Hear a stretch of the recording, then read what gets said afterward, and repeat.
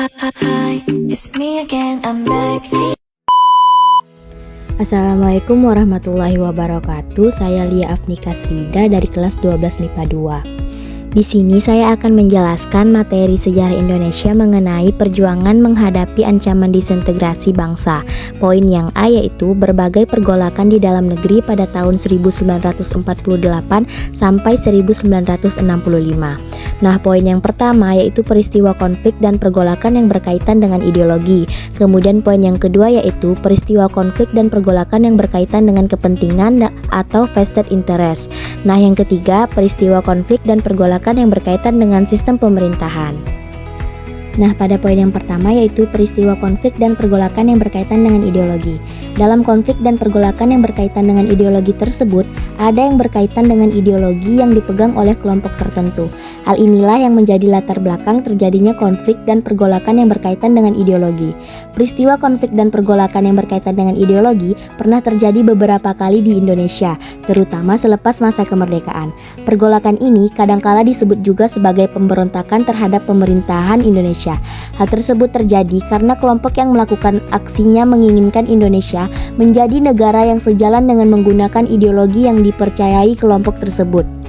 Nah, yang termasuk dalam kategori ini adalah pemberontakan PKI Madiun, pemberontakan Darul Islam atau Tentara Islam Indonesia, dan peristiwa G30S PKI. Ideologi yang diusung oleh PKI tentu saja komunisme, sedangkan pemberontakan Darul Islam atau Tentara Islam Indonesia berlangsung dengan membawa ideologi agama. Nah, masuk poin yang kedua yaitu peristiwa konflik dan pergolakan yang berkaitan dengan kepentingan atau vested interest. Termasuk dalam kategori ini adalah pemberontakan Angkatan Perang Ratu Adil atau APRA, Republik Maluku Selatan atau RMS, dan Andi Aziz. Vested interest merupakan kepentingan yang tertanam dengan kuat. Pada suatu kelompok-kelompok ini biasanya berusaha untuk mengontrol suatu sistem sosial atau kegiatan untuk keuntungan sendiri. Mereka juga enggan untuk melepas posisi atau kedudukan yang diperolehnya, sehingga sering menghalangi suatu proses perubahan baik APRA, RMS, dan Andi Aziz. Semuanya berhubungan dengan keberadaan pasukan Kenil atau tentara kerajaan di Hindia Belanda yang tidak mau menerima kedatangan tentara Indonesia di wilayah-wilayah sebelumnya mereka kuasai. Dalam situasi seperti ini konflik pun terjadi. Nah, masuk poin yang ketiga yaitu peristiwa konflik dan pergolakan yang berkaitan dengan sistem pemerintahan.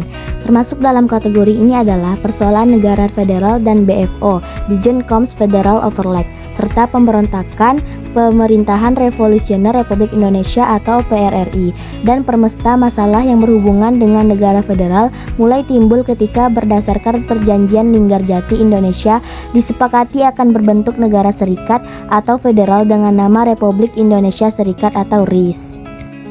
Nah, Republik Indonesia menjadi bagian Republik Indonesia Serikat atau RIS. Negara-negara federal lainnya misalnya adalah Negara Pasundan, Negara Madura, Negara Indonesia Timur. BFO sendiri adalah Badan Musyawarah Negara-Negara Federal di luar Republik Indonesia yang dibentuk oleh Belanda. Awalnya BFO berada di bawah kendali Belanda, namun makin lama badan ini makin bertindak netral, tidak lagi semata-mata memihak Belanda. Nah, kemudian pro kontra tentang negara-negara federal inilah yang kerap juga menimbulkan pertentangan, sedangkan pemberontakan pemerintahan revolusioner Republik Indonesia atau PRRI dan permesta merupakan perlawanan yang terjadi akibat adanya ketidakpuasan beberapa daerah di wilayah Indonesia terhadap kebijakan pemerintah pusat yang dinilai tidak adil dan semakin condong ke kiri atau komunis. Sekian video penjelasan dari saya, semoga dapat dipahami dan dimengerti.